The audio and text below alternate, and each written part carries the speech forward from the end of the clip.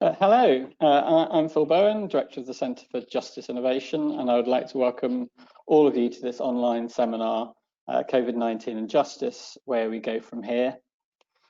Over the past 8 months in our personal, social and professional lives, we've all had to cope with and respond to the challenges of COVID-19. And COVID-19 has clearly posed special challenges for all of us working in justice systems across the UK. Whether that be in the challenges posed in keeping the courts running, the challenges posed to services which hitherto have tended to rely on one-to-one personal contact, or just the mental health burdens and domestic abuse harms that have been accentuated by the lockdown in our homes and in the communities across our country. And as always seems the case, while there have been challenges, there's also been innovation and resilience. In our own work at the Centre, we mapped the responses of 8 common law jurisdictions across the globe during the first 3 or 4 months of the pandemic. We've conducted a range of interviews with key practice and policy voices, and all of that work has highlighted how practitioners and policymakers have tried to rise to the challenges, and in some places found new ways of working. To the extent justice has been in the headlines over this period, it's been primarily about the conditions in prison and about criminal trial backlogs, especially in Crown courts. And while I'm sure we'll touch on those issues, we've assembled this panel to also look into some of the more hidden stories around, for example, the challenges COVID-19 has posed for probation and social work, the challenges it's posed for our family courts and for the provision of services to victims.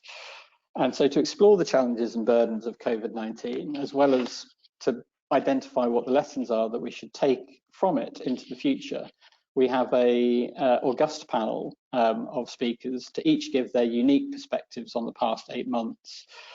So joining me for this discussion about where the justice system goes from here are Lisa Harker, Director of the Nuffield Family Justice Observatory.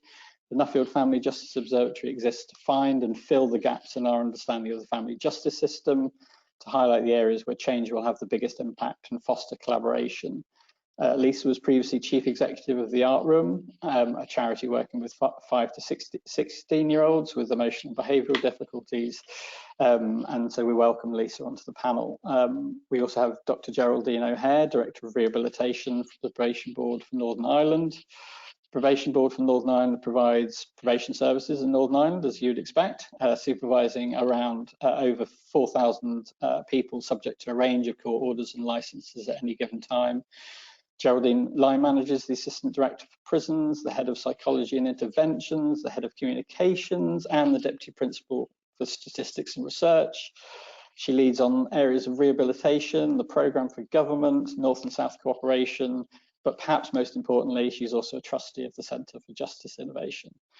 We also have Karen McCluskey, Chief Executive of Community Justice Scotland. Community Justice Scotland works closely with a really broad range of statutory agencies and third sector organisations involved in the delivery of community justice services throughout Scotland, with the aim to make Scotland the safest place in the world to live. Karen trained as a nurse and then in psychology. Many of you will know her from her work in police and in establishing the Violence Reduction Unit in 2003. And Karen is also a trustee of the Centre for Justice Innovation. And then last but by no means least is Nicole Jacobs, the designate Domestic Abuse Commissioner for England and Wales. As the Domestic Abuse Bill is currently going through Parliament, part of what it will do will establish in law the Office of the Domestic Abuse Commissioner, and Nicole will be tasked with encouraging good practice and preventing domestic abuse, identifying victims and survivors and perpetrators of domestic abuse, as well as children affected by domestic abuse. Nicole was formerly the Chief Executive Officer of the charity Standing Together Against Domestic Violence and has more than 2 decades of experience working to reduce domestic abuse. So as you can see, a great panel to get into these issues. Just a quick word from me on format and housekeeping, and then I'll hand over to the panel. So the format of today's event will be that I'll invite Lisa, then Geraldine, then Karen and Nicole in turn to provide their opening remarks, setting the scene for how the justice system has responded to COVID-19. After that, we'll move into the question and answer session where I'll pose the panel questions submitted before and during the seminar.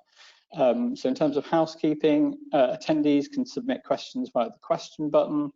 As is common with these things, we probably won't be able to get to all of the questions, but please leave your name and organisation and contact along with your questions, and we'll endeavour to follow them up if we can. We will be sharing a recording of this event after the event, and we'll be sharing other links to our recent work on COVID as well. So with no further ado, I'll hand over to Lisa for her remarks. Lisa. Thanks very much, Phil, and good morning, everybody. I'm going to use my brief time to just outline the changes that have been made to the family justice system during the pandemic in England and Wales. And I should start by saying that coming into this pandemic, for those of you not familiar with the family justice system, it was already in a poor way. We went for a crisis. If you think back 12 months ago, we were facing substantial backlogs in cases. There were about 16,000 public law cases that were outstanding and about 50,000 private law cases.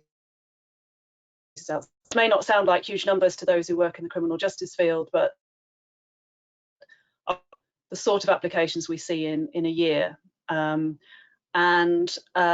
The president of the family division at that point was expressing great concern about the ability of the system to cope with its pressures, and in particular the well-being of those working within the system, given the workload. There had been historically very poor levels of investment in technology relating to family courts, very low use of modern technology, everything done by paper, people carrying huge bundles of paper around, everything done face to face. And so, you know, if you were to do a risk register of how the family justice system was coming into the pandemic, you would be red flagging across the board. So 9-10 months on, how do we fare? I mean, on many measures, on most of those measures, if not all of them, things have got worse. The pandemic has made it harder. The backlogs are greater. The concerns about well-being are greater. There have been, and the Family Justice Observatory have raised big concerns about the way in which the fairness and justice of the system has been affected by needing to operate by telephone and video. But actually what I want to express is some hope actually for the future, because I think we've learned some things during this year which stand us in good stead for what happens next. I mean, in particular, we've learned that the system can be agile. I mean, nobody would have described the family justice system as agile 12 months ago, but actually the courts have continued operating, haven't stopped at all during the pandemic. And whilst cases were being adjourned early on, the adjournment rates have fallen. We have seen more judicial sitting days in 2020 than any other year. So thanks to the huge commitment of everybody involved, social workers, barristers, judges, magistrates, solicitors, and so on, the system has kept going against all odds, and it's proved to itself that it can cope with a huge crisis. So that bodes well for the future. Secondly, I think operating in the way that the system has had to do during the pandemic, largely by telephone. I mean, we mustn't forget that even now, most hearings are conducted over the phone. That has laid bare what matters in family justice to those who work in the system. It has exposed the essence of what it is to be a family justice professional and what matters to people. And that is the very human connection that professionals have with the families that come before the courts.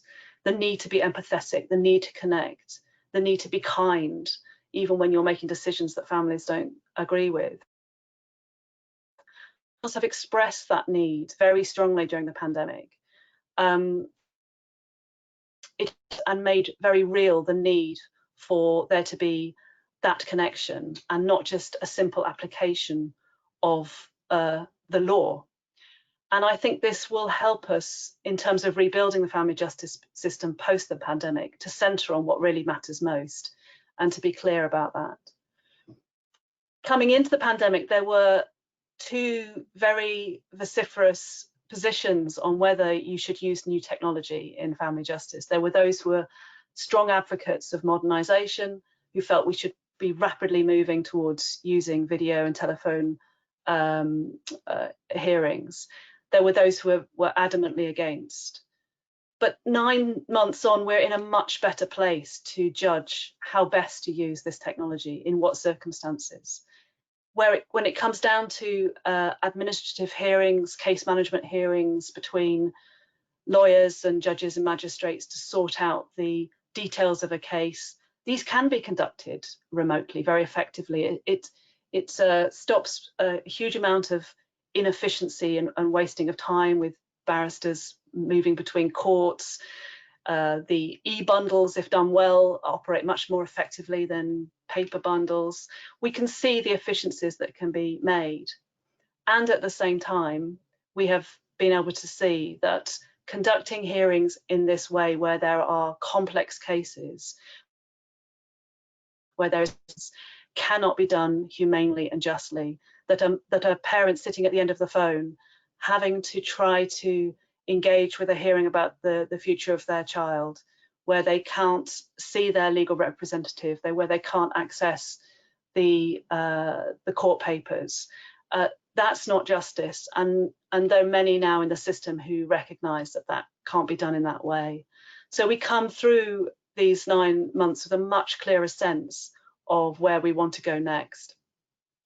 So mine is a message of hope. I think the big challenge for us in the coming months is to keep sighted on the experience of those for whom the system serves, the families, and not to be caught up in conversations about how to make the system run more effectively or efficiently on behalf of the professionals, to really keep the family centre stage. If we can do that, I feel we'll come out of this pandemic with a much better, a much fairer, and ultimately a much more efficient family justice system.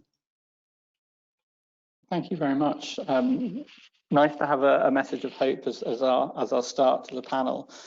Geraldine, I hand over to you. Thanks, Phil, and thanks, Lisa. And yes, it's a great note to start on in terms of hope, and hopefully we'll finish on that as well.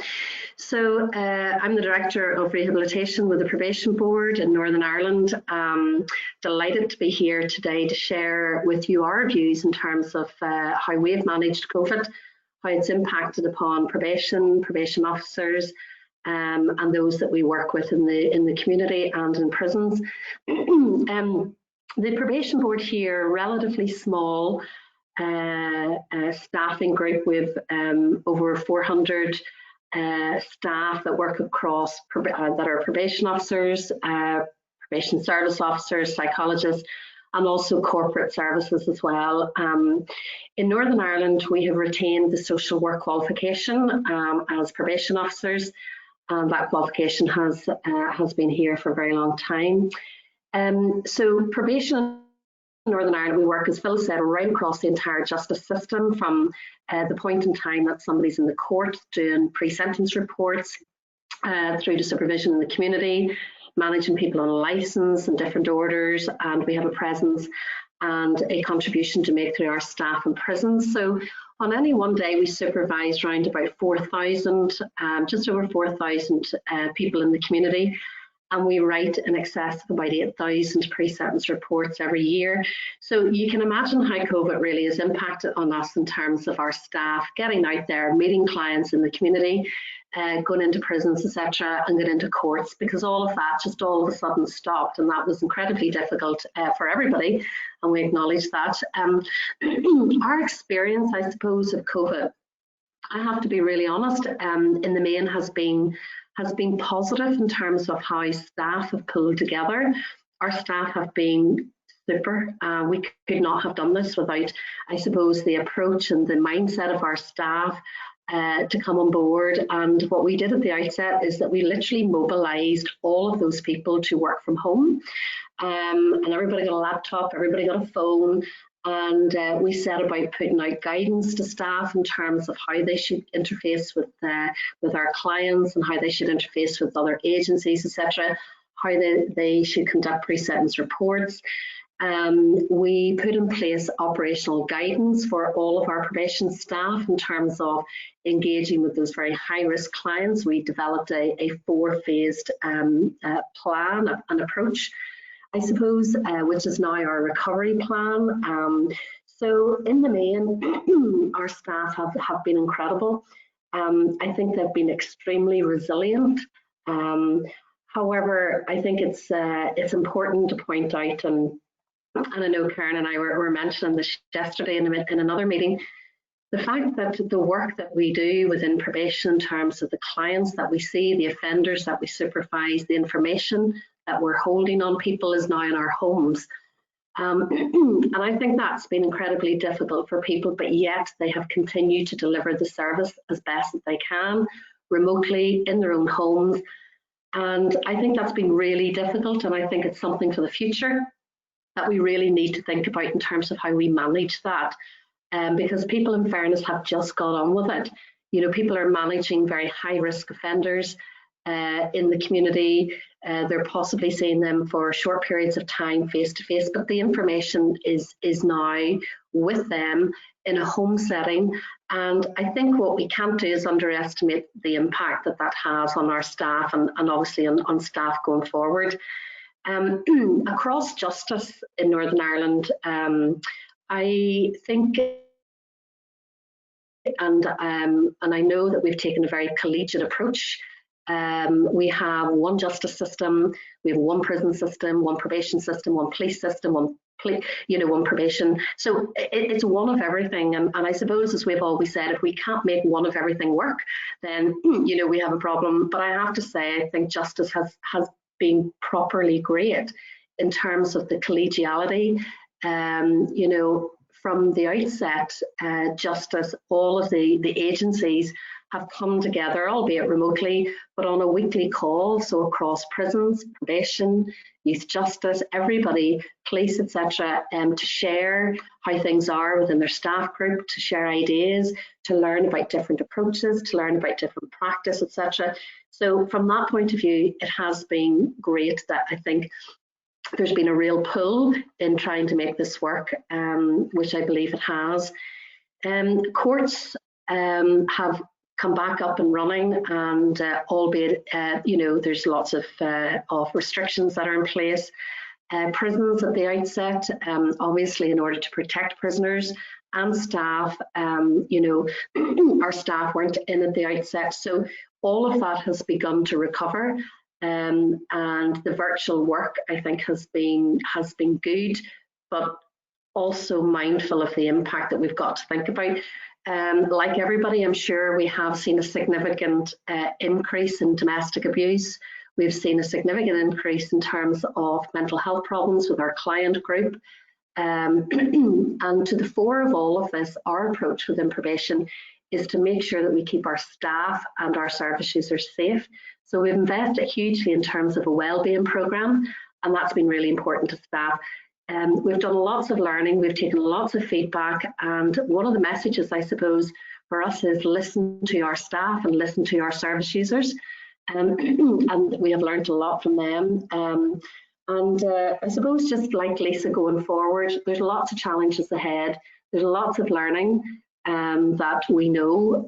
There's lots of challenges that are still out there. But ultimately, I would like to think that we ourselves are in a place of hope, that the good practice that we have delivered, the coming together and the collegiality of not only probation staff, but across justice staff, I believe have stood us all in good stead for going forward in terms of how we recover and come out the other end. Thank you. Thank you very much, Geraldine. And again, good to hear a message of hope. And I think one of the things that we've picked up in our work is actually the resilience of frontline practitioners and the flexibility that they've shown to deliver the services that they care passionately about.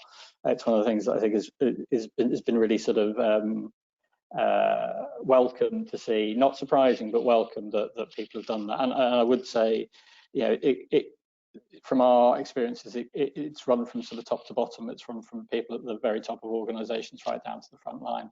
I shall move to Karen and keep myself quiet as well.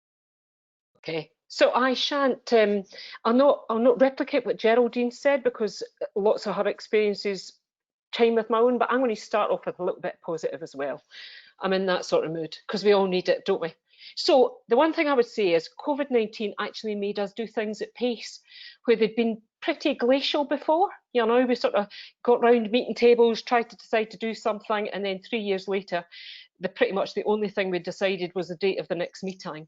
And actually, we've moved fast. You know, listen, you've all been there. And you know, people like appropriate fiscals, a little bit like the CPO down south, made really challenging decisions about things like diversions, which we've been trying to get out for absolutely years. Now, so that's a really good thing. Our sheriffs, because we are pretty feudal up in Scotland, really grabbed the impetus to try and change justice, make things faster, get people in a room and try and get cases moving quicker. And that is still continuing in different ways around the country, because we've, you know, Scotland's quite a big area and we've got 8 sheriffdoms. But that's been really interesting. They feel like they've got some real ownership as opposed to just doing the tick a box, moving through the system.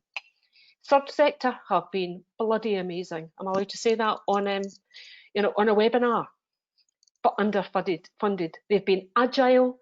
They've stepped up to the plate. They have been, you know, pretty much the heroes of this in many ways, as well as our public sector staff.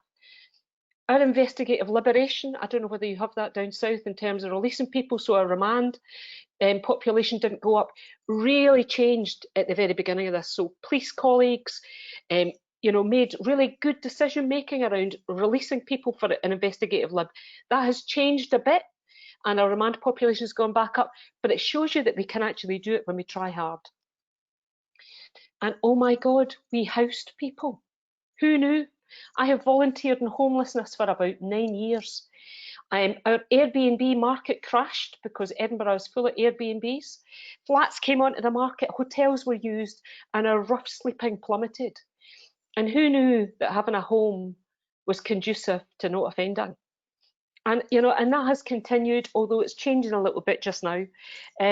We changed our prescribing for those who are who are enslaved to drugs. We changed our prescribing of opioid replacement therapy. Our pharmacies gave out bottles of methadone, reducing what I like to term supervised humiliation of having to turn up to a pharmacy every day and get your dosage of methadone in front of everybody else. And who knew that actually people have assets as well as deficits, and they could manage their addiction in a different way.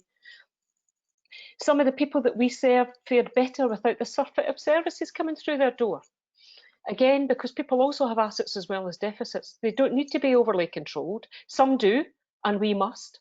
But for others, we need to help them find what their internal assets and bring them to the fore.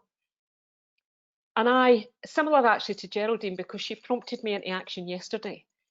We have moved into the art of the possible, and that is my favourite place to be. I do believe that we should proceed until apprehended. We are being collegiate. We have a shared responsibility, and I found out I actually really like my other chief executives. They're sort of having the discussions about what else could this look like, and I think that's a good thing. So I feel we've got a bit of a zeitgeist, but the negatives, people's needs aren't being met in the way that they should. Domestic abuse, has been a perennial problem up here as it is down south, and there are concerns that Scotland is not fulfilling its potential in justice. The cracks that were there before have become chasms. And we need to recognise them and speak the uncomfortable truths amongst friends about what the challenges are. Unpaid work, and I don't know if it's the same for Geraldine, our outstanding level of unpaid work is huge. And people have the sword of Damocles over their heads because it's been extended and extended, and therefore we're getting more breach. And like Geraldine, our staff have invited sadness into their own homes, supervising people for their dining tables in their bedrooms. And I do think that we will have issues about that going forward. So I think Geraldine's right. Because their kids and their families and their backgrounds. And also justice delayed is justice denied. We have over 30,000 summary trials outstanding. Victims and the accused have this awaiting. People's lives are on hold and their trauma is extended. So they're not moving into that second part where rehabilitation and transformation is occurring. And we are seeing prison numbers rising. Our prediction modelling is enough to give you sleepless nights. We've had an increase in drug deaths. We're about to publish our drug death figures. And I do not predict a good, a reduction. a huge remand population, and for a whole range of reasons, because of lockdown, we've not seen supervised bail being utilised in the last 6 months, and that needs to change. But the big thing for me, I think, in Scotland is, politically, we have always been a Cinderella service. People will talk about the courts and the Crown Office, and community justice is almost a bit of an afterthought. And I think no one's really considered on the impact on community justice services. Way back when Joe Biden wasn't president or president-elect, he said, don't tell me what's important to you. Show me your budget and I'll tell you what's important to you. And I look at the budgets and I don't think community justice matters as much as it should. And I'm sorry, and this is not a political point, but and I tweeted it out yesterday, if you are building more prison places for the next 5, 10 or 15 years, that's an admission that you're going to fail the kids who are sitting in your primary and secondary schools right now. And that is less than aspirational. And the fragility of services, I think, has been writ large. I think we've just seen just how much pressure has been put on them and how easy it is for them just to fold and collapse. So I think that's probably enough to be getting on with, but it is getting better. Thank you very much, Karen. Yeah, again, some notes of hope, but also some challenges for the future, as one would expect. Finally, I will hand over to Nicole. Great, thank you, Phil. I appreciate all of the work that the Centre for Justice Innovation does to bring these kinds of conversations together, and I found my fellow panelists really interesting to hear.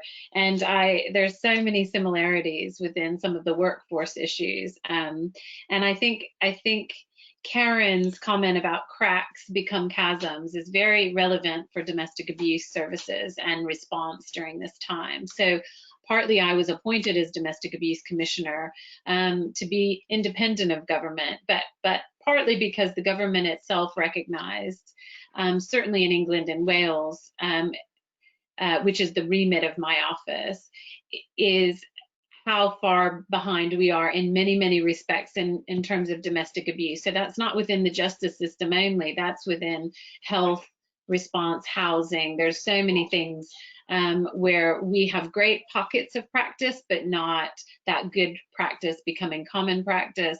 And also the support services, which I really agree with Karen when she says how much they've, I'm sure she's referring to a whole range of support services, but the domestic abuse service sector, the specialist sector, is funded in such a way that they don't have sustainable planning, development, and they do incredible work despite the fact that they survive in a very precarious kind of budget and funding commissioning cycle. And so it's true that from place to place we don't have similar services. It's very, very true, and I'll come to this in a moment, it's been incredibly apparent during COVID how we've moved away over past years from specialist courts for domestic abuse, where you have really positive multi-agency working, and you also have commissioning that is aware of the need to commission specifically for court-related work. So in general, in the domestic abuse sector, we talk about refuge provision a lot, and we talk about community-based services, which is the vast majority of the places where people will seek support and advice. And we kind of assume the community-based services are commissioned to do absolutely everything except for the refuge. So going to court, advocating within housing, supporting through schools and transitions. There's so many kinds of things that are very individually based. And I think what we've forgotten is that over the years, many of that commissioning expectation has started to exclude court-related work. So if I am a frontline domestic abuse worker and I have a caseload of, say, at least 40 people, and that means who are in kind of active crisis and concern, the idea of going to court, in and out of the court all day or all week, if things are not clustered, for example, is not very realistic. And so I think what we've forgotten in some ways is how that's changed over the years. I think for a time we talked about court IDVAs, and they're definitely still there, and there's a good bit of co-location. But one of the things that I'm mapping right now is just the extent to which they really are there, because of course we have a backlog ahead of us. I guess that those are key concerns and key things on my mind. But one of the things I really wanted to just highlight for anyone, because you've probably seen this picked up in the media and in your day-to-day work, is just the rise in domestic abuse in terms of people seeking support and services. So from the beginning of the lockdown, I've chaired a weekly phone call with all of our national helplines in England and Wales, helplines for male survivors, for LGBT survivors, for people who offer services to children, Childline and such, and also people who represent groupings of services, as well as government officials and national policing. So it's quite a good group of people that come together. And I can tell you every week on week, there are increases in calls, increases in web chat by huge percentages, increases in the need for refuge, for that community-based support. A lot of people, particularly during lockdown, really looking quietly at home for information and advice where they're going to be so much more restricted. We've seen a lot of third parties calling our helplines, concerned about neighbors, co-workers, friends. So all of that coverage in the media has been real. I suppose since Lisa started off on wanting to talk about the positive note, I think that has also raised all of our awareness, including in government, about this issue, which I think cannot, that we need to really harness that level of awareness. But I think we have some really key things to be looking at: the backlog issues, the fact that within these differing ways of working, we have to always consider which cases really merit an understanding of the wider context of the crime. So the family pressures, the kinds of things that will not be as likely for other types of crime. When domestic abuse is certainly one of those, and I'm sure I don't have to outline all of the reasons why, but I think we have to not lose in being innovative. We have to still consider the implications for domestic abuse. I've talked to judges, for example, who've told me about, again, sitting in their own dining table with, conducting their work, but where they are hearing witnesses or people who are giving evidence to the court about any matter being yelled at from the side. And so I know that is not the case in every case, but I think, like Lisa said, we have to figure out, now that we know these innovations and technologies are workable, well, at what points are they practical and safe to use and fine to use, and at what stages do we need to really emphasize and make sure we're putting safeguards in place. I think the human connection is very real. I've heard people talk about this in reference to social work during COVID and really making connections with families. I think the stress on frontline workers is very real. There's been lots of discussions within the domestic abuse sector for all of those workers who are working at home. So what Geraldine talked about in terms of the stresses for the frontline staff in probation are very, very real, I think, across the board in these really complex issues. I'm also a little bit concerned to hear indications of the lack of bail conditions being put on. So as the backlog in magistrates court, which is predominantly where we see domestic abuse happening or being dealt with, if things are delayed, which, time constraints that used to be more like 4 to 6 weeks are looking more like 10 to 12 weeks, and then bail conditions aren't being applied, of course, that then leaves the victim's witness in that case very, very exposed to risk. And of course, the backlogs in and of themselves just create months and months of for that victim witness of the situation really hanging over their head. And again, we need the support in place. I also think there's some really good progress. And this will be my last comment, Phil. I know you want to get to the panel questions, but you know, during the summer, we've had the harm panel report published by Ministry of Justice. We've got the domestic abuse bill, which is we're still waiting for its for its reading in the Lords, or debate in the Lords, to kick off, I think, at the beginning of the calendar year. But within that, there's some changes to the criminal justice system, family justice system, that the use of a new protection order, for example, that needs to be piloted. So the other thing that I think we have to understand is some of the great recommendations and work of government, I am concerned will slightly get slowed down because of the backlog. I guess in terms of just factual things, the only thing to just make sure we establish is that those huge increases during COVID have somewhat translated into police recorded crime. We had our ONS figures out recently, which showed a 9% increase of recorded crime.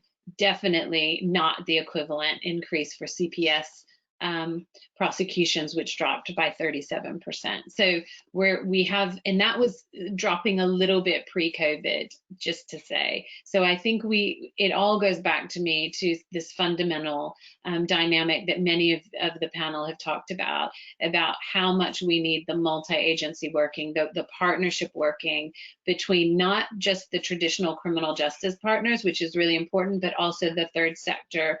You know, the people who are supporting victim and witnesses in domestic abuse cases, they need to be really integrated and part of those partnerships, because they help bring an element of reality according to what's happening from the point of view of the victim, which is, of course, the most important. So I'll close there and pass back to you, Phil. Thanks. Thank you very much, Nicole, and thanks to all of you for I think really, really interesting and insightful comments about the challenges, the silver linings, the possible avenues for the future for the justice system after COVID. Just one additional piece of housekeeping from me. We've received feedback that panel members' names are not always displaying on some people's computers, so I should try as hard as I can to reintroduce everyone, just so everyone knows who everyone is.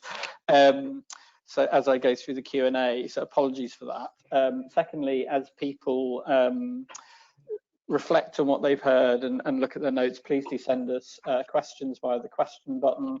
As I said, we might not get to all of them because they're coming in a steady trickle, but we'll try and take as many as possible.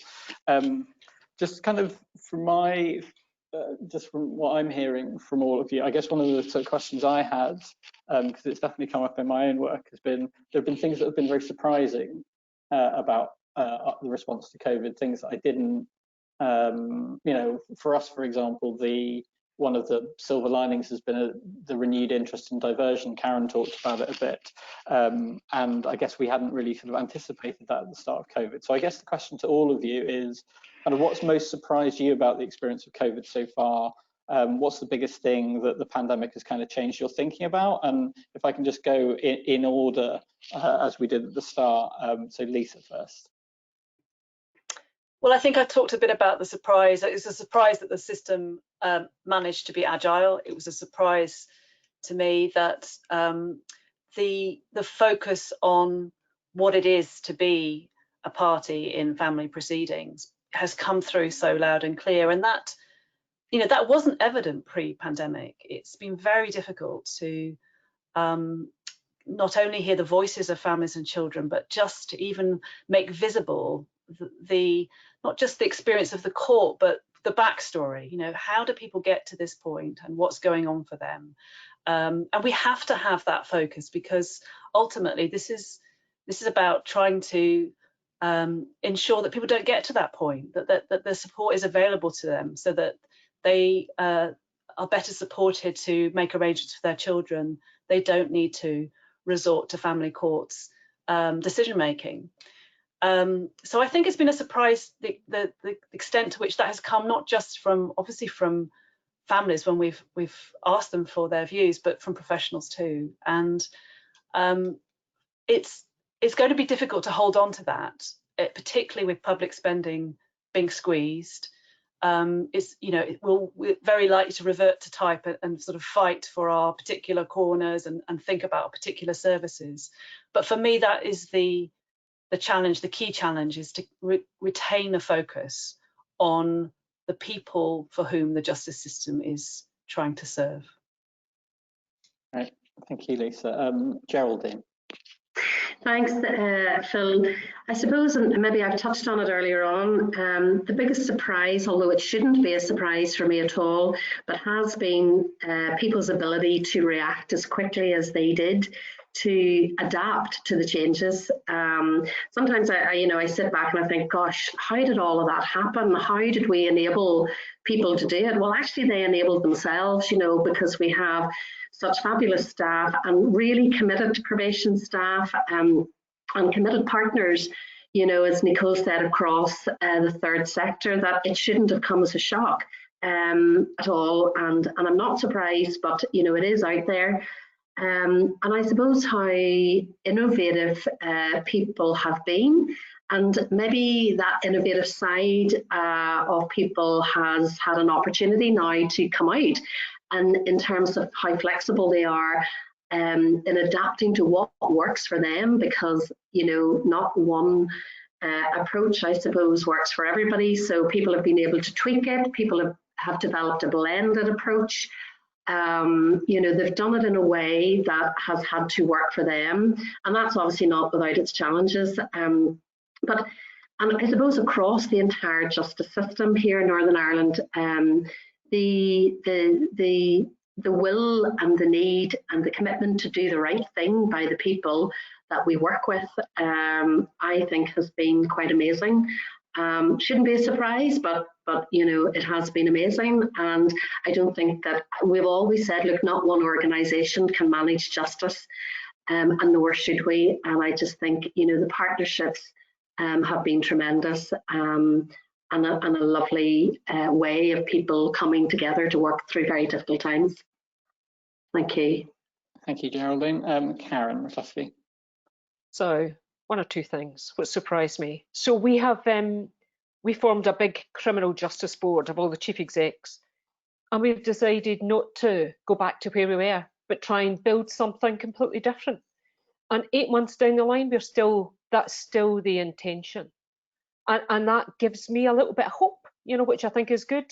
I recognise some of the things that Geraldine has said. Some of the things that have disappointed me, I suppose, has been the view of people who remain within our secure estate, our prisons, and just how much that we have not considered what being locked up 23 hours a day is like. Whilst we socially distance people in our homes and outside, we've corralled people inside, and I think we will look back and think we should have been bolder, both for our prison officers, who also deserve protection, but also for the families and those whose liberty we have deprived. And I know that's probably politically unpalatable, but we absolutely should have done that. Amen to that. Nicole. I think I feel in a lot of ways very similar to other panelists. I think the thing that has been really like a positive change and surprise has been how much people have had to, in forums like today, had to get together much more regularly. And I think from the perspective of not necessarily just with the criminal justice related issues, but I think that's true. I'm on a call with MOJ related colleagues twice a week. That was not happening before COVID. I mean, I'm a newly appointed commissioner, and I was just finding my feet and hiring the staff team. But being kind of relatively new to these conversations, I could even see a difference between, pre-March and March onwards, and how easily now I think I can see third sector colleagues who have a lot to play, a huge role to play in how much they're interacting and understanding who's working on this within government, who seems to be the right person to talk to if you're concerned about issues. Those kinds of things have really unlocked, and I think that's a really positive thing. I do think one of the things that probably, had I been in post longer, I wouldn't have been surprised as much is how hard I think it's been to see government try to respond quickly to things, essential, emergency funding for COVID. The difference between, ministers and really recognizing a problem, wanting to do something about it, wanting to do something in a simple way, and how hard that is to execute.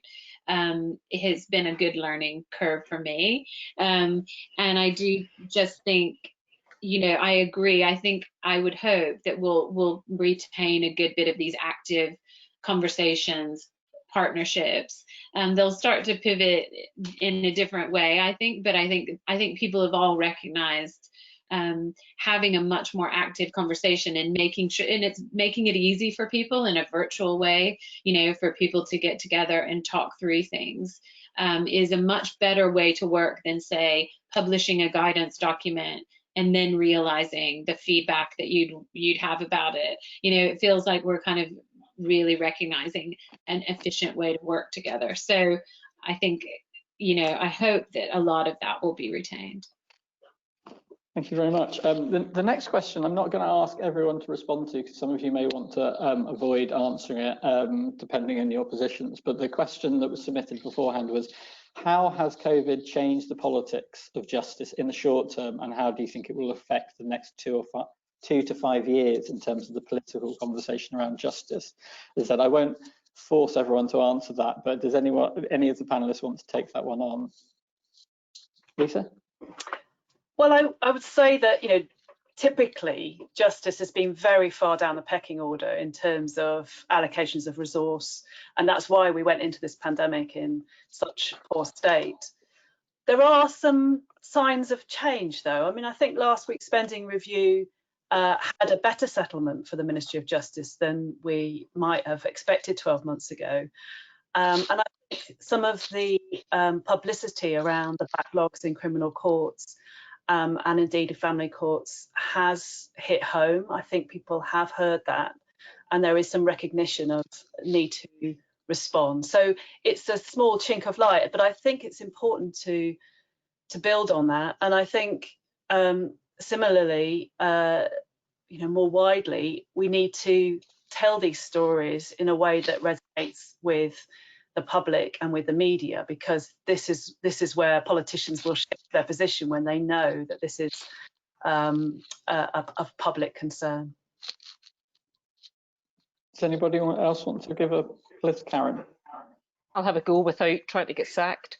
So I think it's been really interesting, and I often saw that in the police. We're very good at emergencies. We love it. We put the ambulance at the bottom of the cliff and we wait for people to fall.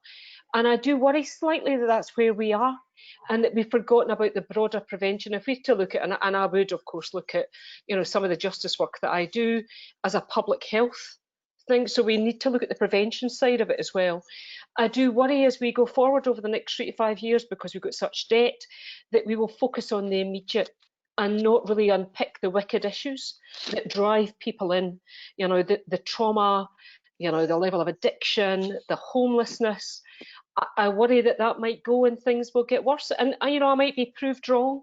So I think it's all our jobs to make sure that does not get missed. And for everybody on this call who are not chief executives but have an interest in justice.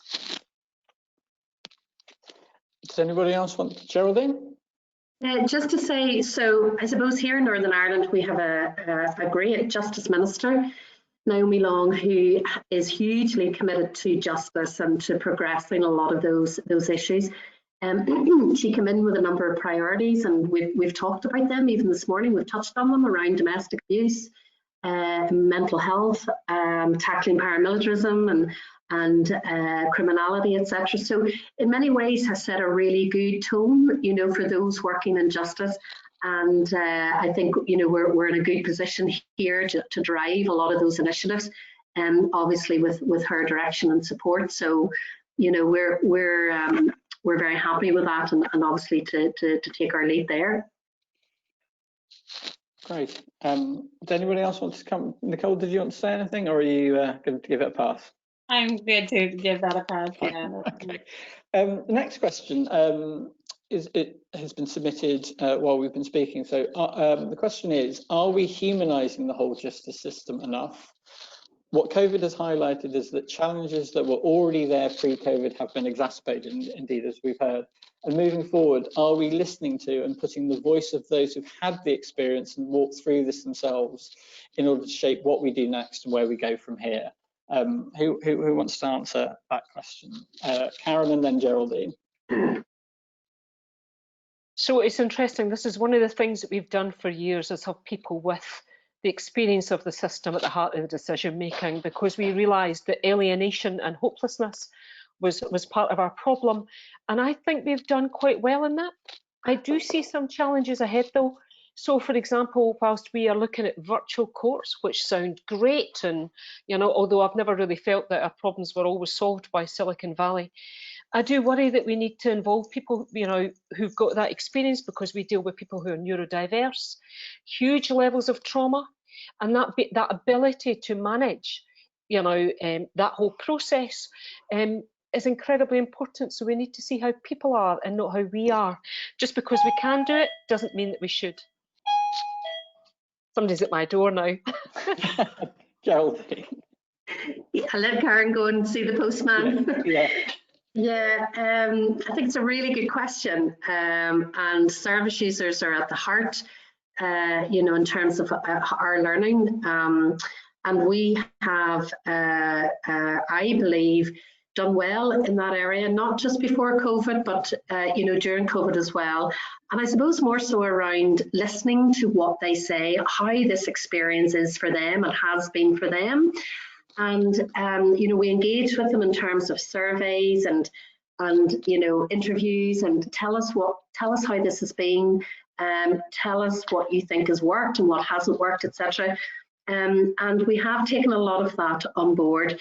Now, we've got to balance that with, there are some service users that just would never want to see us again and just always have a telephone call and never want to come in and have a face-to-face interview. And, we've obviously got to look at that and balance that. But also service users who have said who have engaged much better, because they feel that it is easier for them to talk to somebody on the phone, to talk to a probation officer or psychologist or whoever, and they feel much more able to do that. So what we've got to do is work out a balance, because we've got to see people, but yet we've got to listen to what works best. And also, how can we engage people, mindful that obviously the core to this is to keep people safe, reduce the number of victims that we have, but also do the right things in terms of their rehabilitation and their opportunities for rehabilitation too. Thank you, Geraldine. Does anybody else want to? Lisa?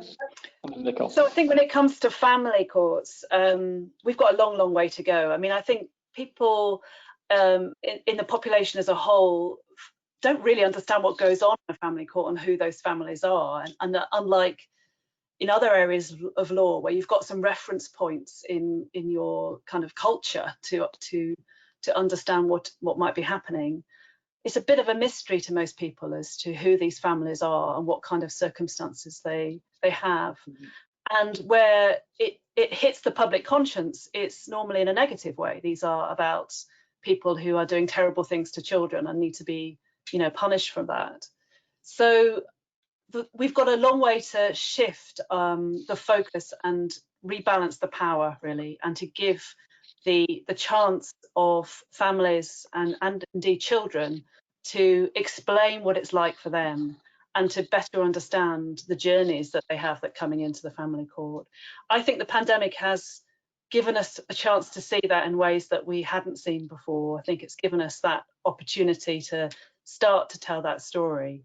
And we absolutely have to build on that. Nicole. I think that's really important. It's important, the work that Lisa and colleagues are doing, because some of the observation I would make is, particularly from a domestic abuse point of view, whether it's family court or the criminal court, the level of stress involved, I think, does not allow for the system in real time to quite understand what that person is experiencing or feeling by the system. And because either their children are involved and there's arrangements related, and that's probably the most important decisions of their life. In the criminal courts, it's the stress of, you know, should I have kept with this? You know, should I have kept in terms of supporting this case, or keeping, you know, should I have withdrawn my statement? There'll be so many question marks and stressors. And I guess one of the things that I feel would, if we could come out of this really recognizing how strong we need to invest in our multi-agency partnerships, so, because I think some of the real-time feedback comes from those who are supporting the victim in these cases. And so that will be sometimes the officer in charge. It will be any number of people in the system, but also it is the domestic abuse services who are doing this day in, day out. And I think being able to have really honest conversations in that multi-agency context will really help us iron out difficulties as we go, because inevitably we've got quite a few in front of us, despite all of these things that we've talked about that are potential in terms of practice. This backlog in and of itself is going to be a real issue. And so I think we have to invest in the coordination of those partnerships, allow for people who are part of the system to invest in those meetings, take a step back, think about what's happening and what those experiences are. And I think the only way to do that is to make sure that you've got the broader range of partners at the table. And I think we will in time have research and more data and more information that will allow us to look back at this time and see it more clearly.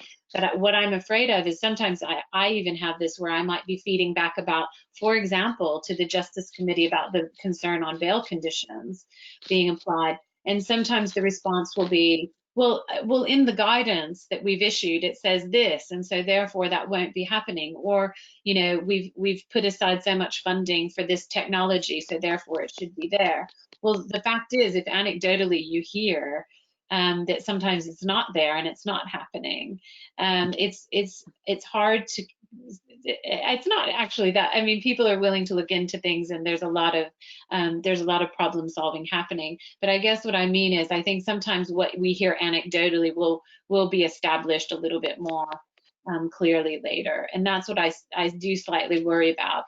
Unless we start really investing in these multi-agency conversations and partnerships ongoing, we will look back and think, oh, that feedback and the reflection we have much later will show that it wasn't so adaptive for victims of domestic abuse. I mean, that's obviously the remit of people I'm talking about specifically. And that gives me a nice chance to segue to a question that is sort of directed at Geraldine. So the question was, how has Northern Ireland continued its problem-solving justice projects? And I guess that sort of brings up this issue of, in Northern Ireland, the implication of the question is those kind of multi-agencies have continued in this context. So I just wondered if you could just shed the lessons that you've learned, Geraldine, from that, and give the audience a bit of colour as to what those projects are. Sure. So in Northern Ireland, we have introduced a number of problem-solving justice initiatives.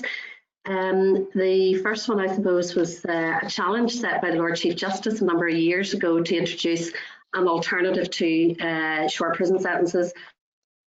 And we have a project which is called an enhanced combination order.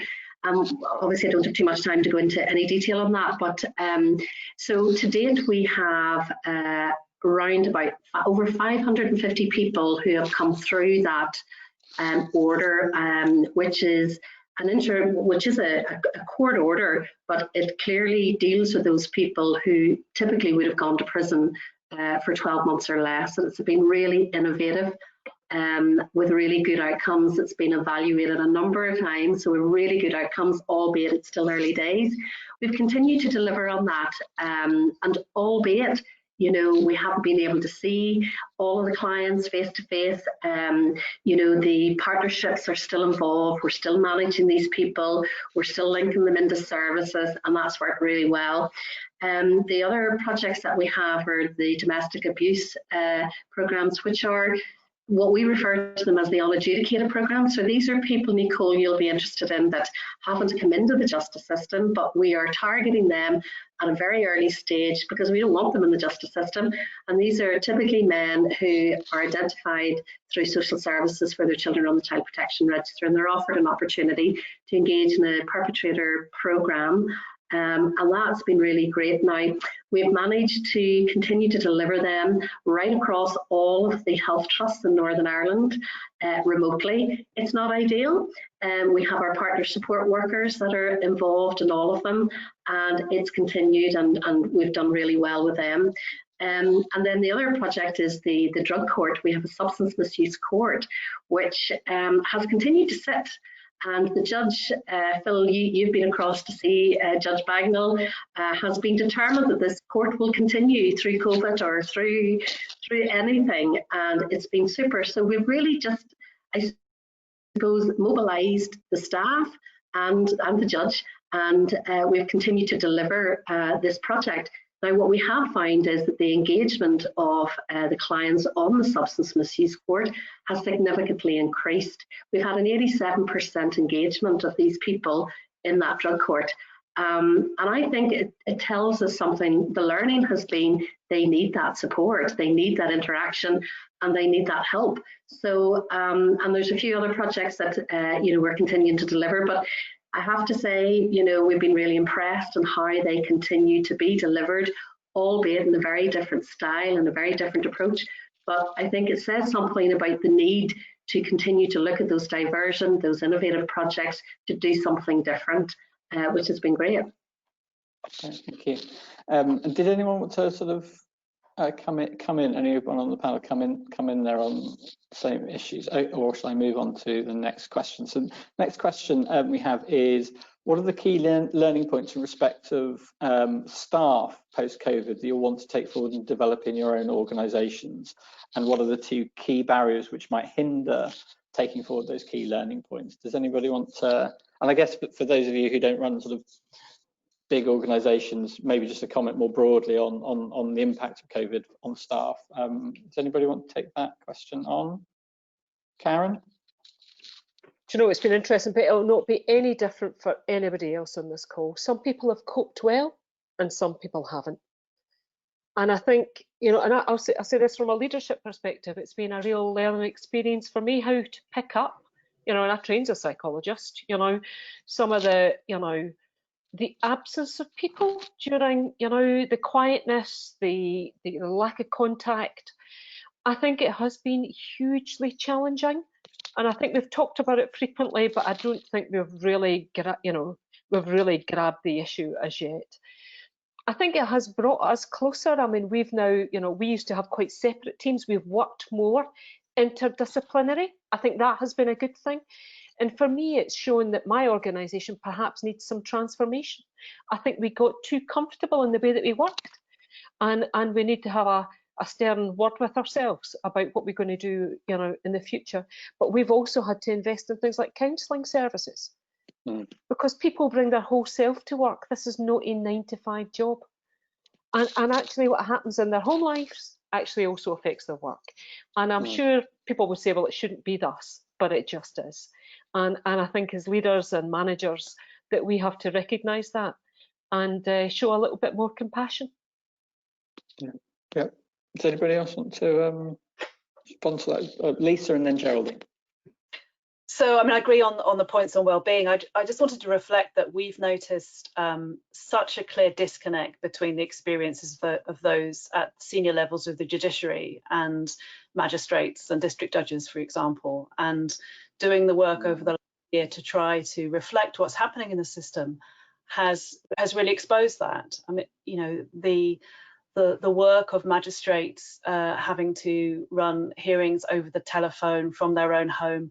I mean, with no technology provided at all. There were some laptops set aside for magistrates at the beginning of the pandemic, and they were diverted and sent elsewhere in the justice system. They've been using their own technology, their own home computers to hear hearings. Such a far removed experience from the High Court judges who've, have had incredible support, being able to use Zoom, have the sort of administrative support, which means that they can enter the proceedings when everyone else has joined the hearing.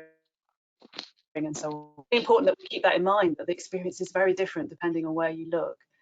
And secondly, just briefly, one really positive aspect of this new way of working that we've noticed is the observatory is, a neutral body. We don't represent any one particular part of the system, and we're very keen to convene conversations which involve parents and families, lawyers, social workers, members of the judiciary, and so on.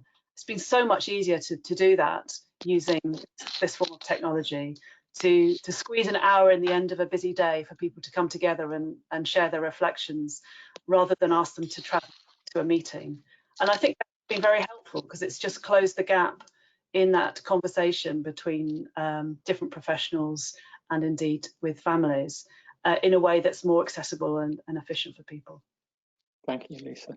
Geraldine, I think you want to come in. Yeah, just very briefly, Phil, and I suppose picking up on Karen and Lisa's comments as well. I suppose to acknowledge with staff that this has been a difficult and a tiring time as well. Staff are really, really tired. Weekends roll into weeks, which roll into months, and it's never ending. So to acknowledge that people are tired. And everybody needs to look after each other. We've relied very heavily upon our managers and our assistant directors and staff to get out into local teams. And what we found is that, that very caring approach from our local teams, whether they're outside of Belfast and the rural teams, etc., and they've been absolutely super. And we've invested really heavily, as Lisa has said as well, into well-being of our staff, recognising that, every Monday morning we put a communication out from our chief exec, just to say hello, to acknowledge, people have had a tough week or whatever, and it's that human point that is really important. And the feedback that we've got from staff and indeed from unions is that really worked. We all brought a human side to it. We're all in the same boat. We're all tired. This has taken its toll on everybody. And then we've done some fun things as well. For Mental Health Week, because everybody's been wearing a mask, so we decided to ask everybody to take a mask and colour it in, and to appear on a mask ball. And we had a bit of fun, just in terms of what does this mask picture say about you and whatever. So, and of course people are busy and they can't call into that, but in the main, people have really engaged. The challenge will be how we keep people on board, when we begin to recover, and how we invest in that as well, which is equally important. Great. Nicole, did you want to come in on this? I think a lot of the experiences of that I'm aware of, in particularly in the sector, are very similar. Just the use of technology will definitely change. I think realizing that people don't always want to come into your office. Sometimes you have a better interaction if it's easier for them. And the use of technology and people, investing in web chat facilities, things that we weren't doing so much before, because we would have thought, what if someone interfered with that? What are the barriers? What are the possible risks? I think people have been a bit bolder and realized that it actually does work quite well for people. But I think, again, just going back to the caution, doesn't work well all the time. Need to really think about when to use some of this technology. And I think a lot of people will be very much looking forward to doing a bit of a mixed pattern of face-to-face and remote working in these issues. Yeah. I think that's really important, and it actually sort of links to the next question we were asked, which is about technology, and the question is, do you think that COVID-19 accelerated a kind of latent need for technology that existed there, was there all along, but COVID-19 has provided the kind of opportunity to accelerate the use of technology across the justice system? And I guess implicit in that question is, what are the limits that we want to place on that technology, and where do we think it's appropriate and where do we not? And I know a number of you have spoken about this already, but I just wonder if you could kind of give a bit more colour to some of that. Who wants to take that on first? Lisa. I mean, when it comes to the family courts, it is remarkable what the starting place. You know, when we did our consultation recently about how remote hearings were operating, one of the respondents said, look, you know, what we're talking about here is providing headphones and decent sized screens to courtrooms. We're not talking about, you know, rocket science. This is very simple stuff that's currently not in place. So I think it has definitely accelerated and met a need that was very evident before the pandemic. But we've still got a long way to go, and that, you know, most hearings are still being conducted over a telephone line when they really shouldn't be, and most courtrooms lack sufficient number of screens, headphones, you know, basic broadband, you know, or sufficient broadband bandwidth and so on, to really function to a standard that you would expect in the 21st century. So it's been, you know, it's been a long time coming. The pandemic has meant that it's had to be addressed. We still haven't got anywhere close to where we should be. But ultimately, I don't think, I mean, as others have said, this is not about then believing that everything can be done in that way. And the importance of face-to-face interaction has been made, you know, clearer than ever. But some of the sort of foundations, you know, need to be put in place so that appropriate communication through technology can persist. Yeah. Does anybody else want to come in on that question? Geraldine. Just very briefly to say that I think, you know, it's been great. It's served a purpose. It's been functional, and in fact, it's been very efficient. And I think it will continue to be efficient going forward. But I suppose from a frontline perspective, it cannot replace, you know, the need for social workers and frontline staff actually getting out and meeting the people that they need to meet with. I also think, Phil, for victims and for communities, you know, it's important that there is some kind of a blended approach so that, you know, people are confident in how we deliver justice going forward. And whilst it is good and it serves the purpose and it will be efficient going forward, it cannot replace the need to see the people that we work with face to face. Karen. Well, I'll just say, I mean, actually similar, but, you know, this COVID crisis seems to have just provided a sudden glimpse into a future world where digital seems to have become central to every single interaction, focusing all these organisations and individuals further up the adoption curve almost overnight. And I'm not sure that universally that's a good thing. You know, we are human, and contact and interaction is absolutely critical. And, you know, and I know that Northern Ireland and England and Wales, we've been very concerned around trauma-informed practices and the trauma-informed approaches. I'm not sure that's always consistent with a digital model, that sometimes that two-dimensional view, you know, neglects that. And I know that Penelope Gibbs' work has really highlighted some of those challenges. Yeah, I mean, I guess sorry, no, go. I was just gonna jump in and say, I think we do have to.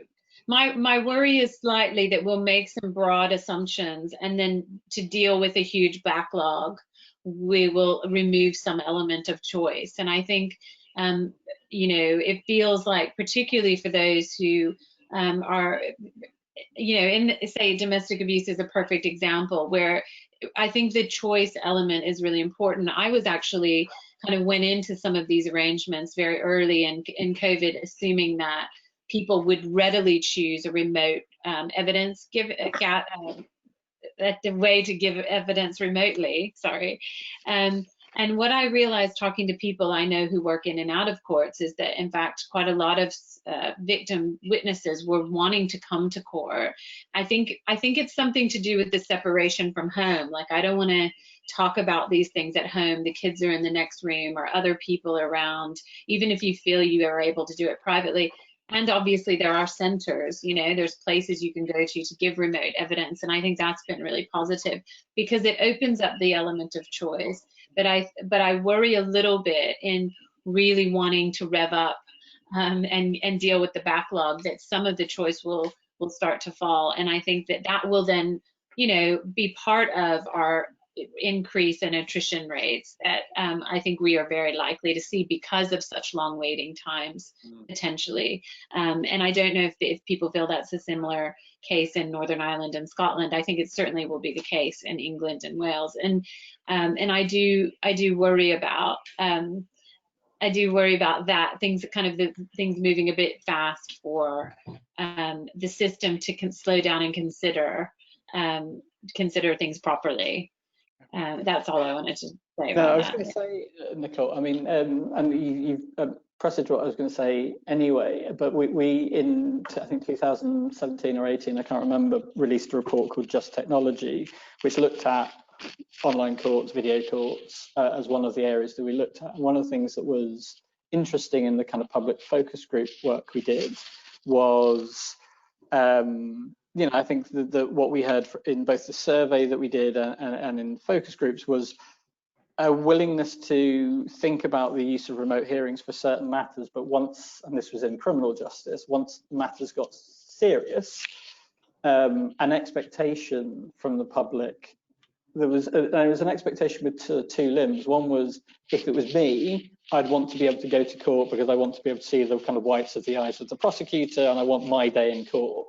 And equally, conversely, just as members of the public, an expectation that in some ways the performative role of courts was really important, that there ought to be justice venues where defendants and victims and witnesses are put into the same physical location and have to interact with each other. And so I guess the so A, I just say that as a comment, and B, I guess the question is, and I detected that what the answer might be, but the conflagration of COVID plus a tight spending review, does the panel think that will, that the imperatives to save money will produce a system that is possibly more efficient, but maybe less humane? And that, I think that's a concern that we have.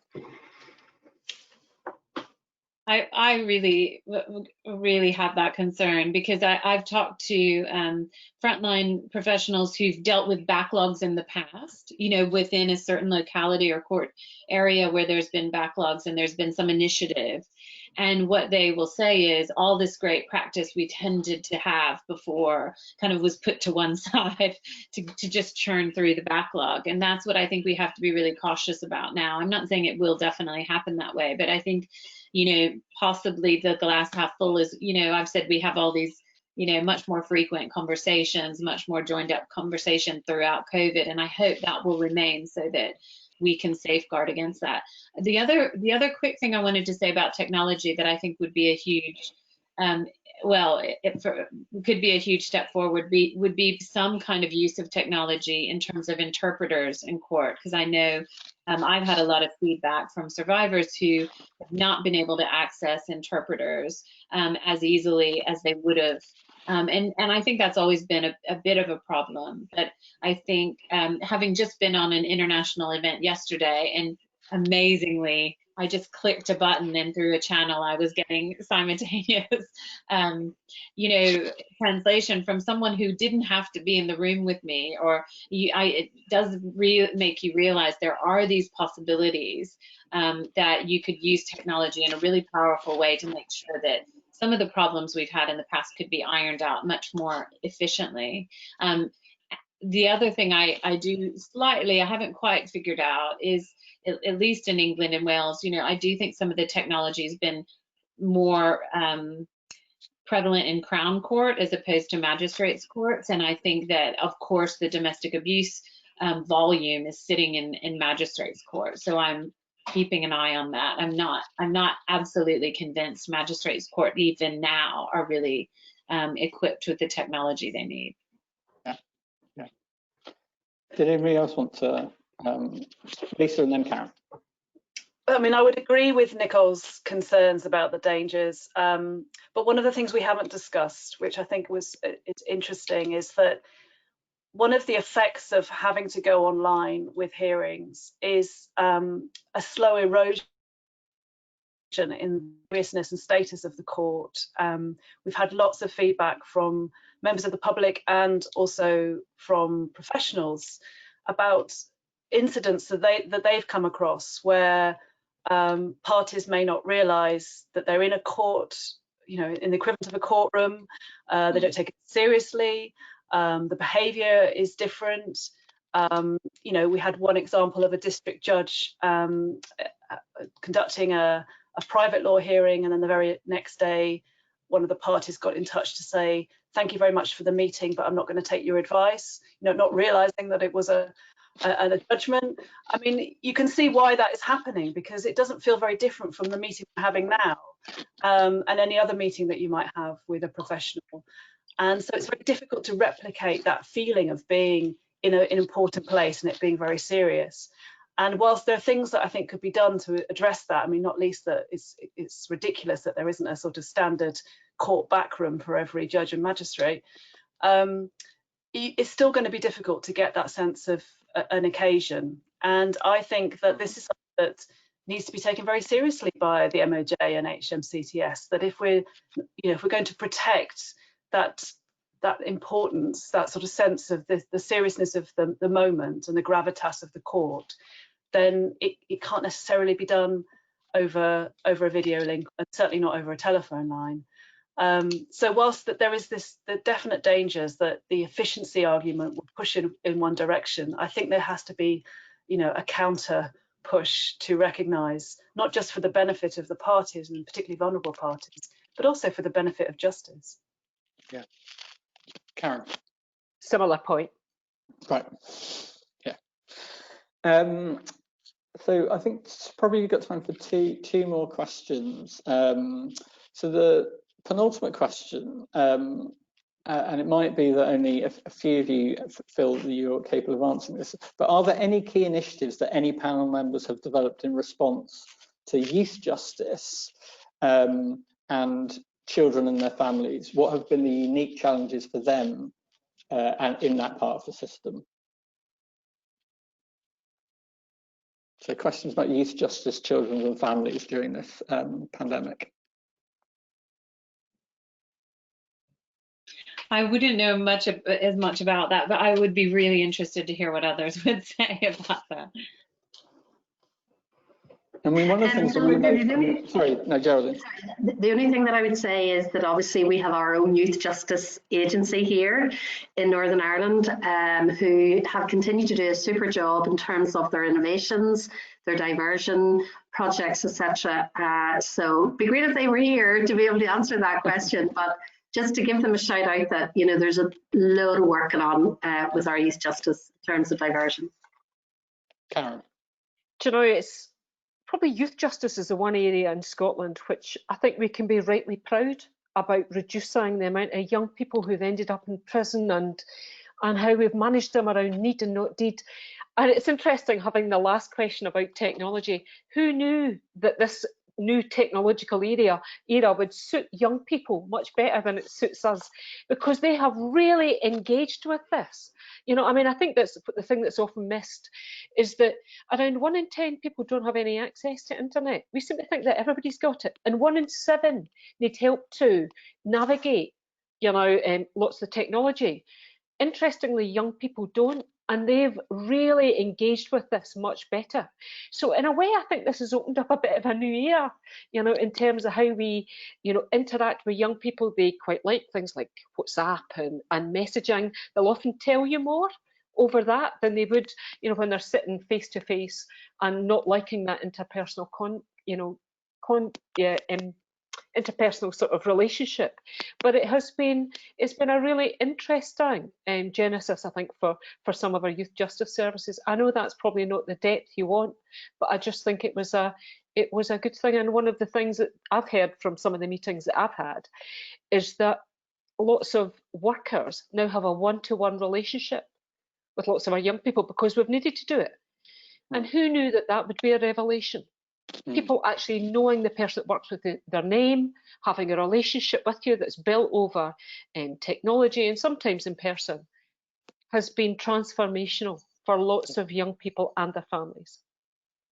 The only thing I would add to that is we in our work with youth offending teams in England and Wales, what we've heard was probably in the first 2 or 3 months, what many of the panel already said, resilience, need to be flexible. But in the sort of latter part of the pandemic response, there's been a renewed interest in diversion, and actually police forces really sort of trying to seize the moment and go, right, well, we know that sending loads of kids to court wasn't working in the first place, but now we really realise that. One of the things that we've also noticed, which is a sort of slightly nerdy data point, is we still have certainly in England and Wales, no real sense of what the backlog is for young people. So we know what magistrates' court backlogs are, but that's not aggregated out for the under 18. So we have no idea how it's impacting them. I certainly know that's a concern that the Justice Committee Justice Select Committee has raised with the Ministry of Justice.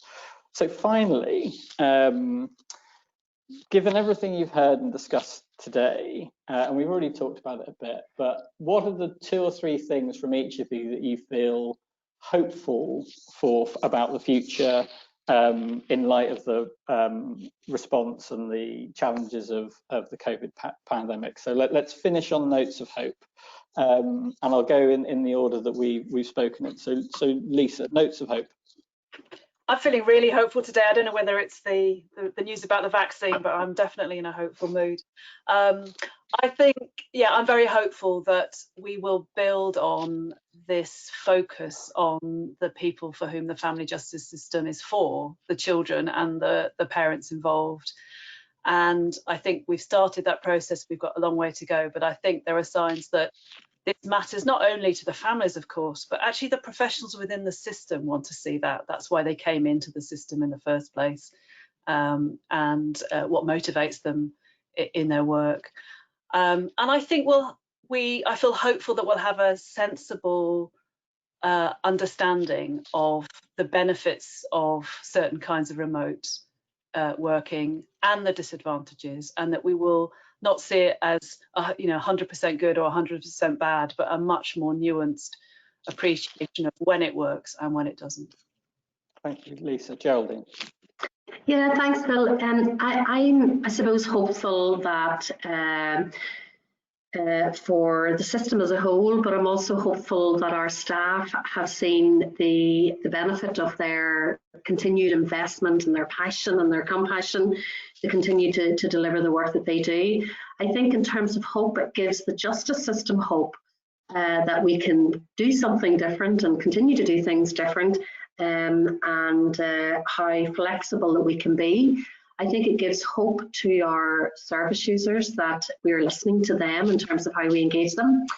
I think it's giving hope to victims and communities that we are looking at what works best in order to continue to protect the public and reduce the number of victims. And it also gives hope to families of victims and families of service users, that the justice system, are pulling together and continuing to deliver a very high standard of work, right across the board. So lots of hope.